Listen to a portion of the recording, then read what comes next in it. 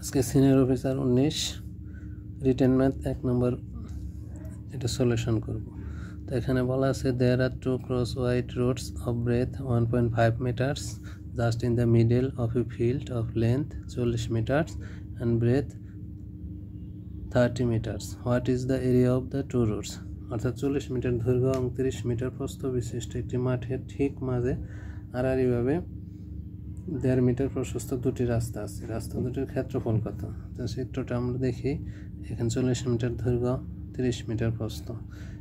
এর বাগানের ঠিক আড়াআড়িভাবে দৈর্ঘ্য বরাবর প্রস্থ বরাবর দুটি রাস্তা আছে এবং তারা দুটি একটা জায়গায় মিলিত হয়েছে এই যে মাঝ বরাবর। এটাই আমাদের মূলত বুঝতে হবে অঙ্কটি করার জন্য। তো আমরা প্রথমে দৈর্ঘ্য বরাবর রাস্তার ক্ষেত্রফলটা নির্ণয় করি। The area of the road along with the length, দৈর্ঘ্য আর প্রস্থ গুণফল করলেই তো বড় ক্ষেত্রের ক্ষেত্রফল চলে আসে। তাহলে 40 গুণন 1.5, তো এটা গুণ করলে হবে 60 স্কয়ার মিটার।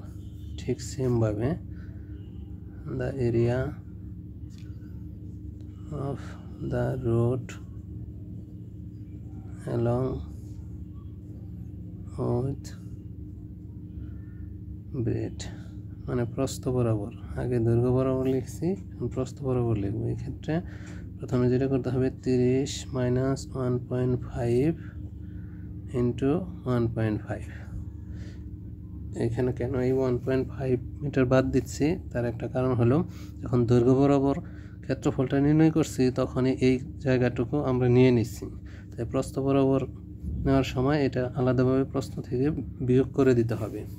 আবার আলাদাভাবে বললেও হয়, কারণ দুইটার ক্ষেত্রফল যেহেতু যোগ হবে দৈর্ঘ্য বরাবর এবং প্রস্থ বরাবরই, তাহলে এক জায়গায় নিয়েছি তো দ্বিতীয়বার তো এটা নেওয়া যাবে না, যে কোনো একটা থেকে বাদ দিতে হবে। এটা যদি আমি এইখান থেকে বাদ না দিতাম, প্রথমে এটা থেকে বাদ দিয়ে করলেও সেক্ষেত্রে আবার এটা লগে গুণ করে দিয়ে দিলে হয়ে যেত।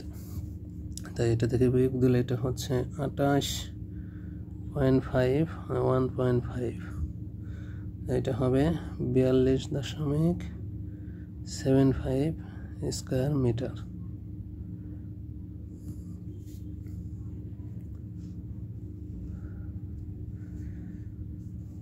তাহলে দুটির রাস্তার যোগফল যোগ করে দিতে হবে।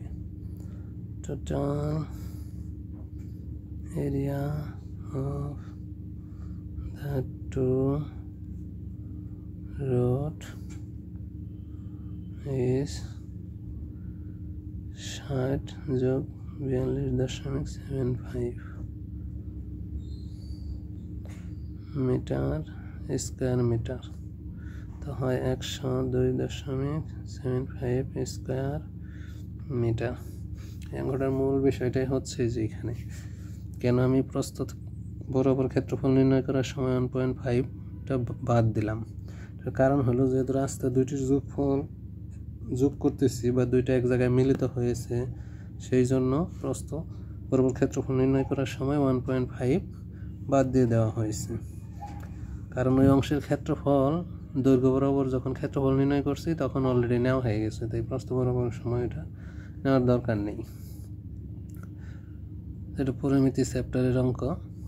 আর আর্টস ফ্যাকাল্টির খুব প্রিয় একটা চ্যাপ্টার হচ্ছে পরিমিতি, ত্রিকোণমিতি। এগুলো থেকে একটা না একটা, দুই চ্যাপ্টার থেকে দুইটা ম্যাথ অবশ্যই দিবে রিটেন পরীক্ষায়।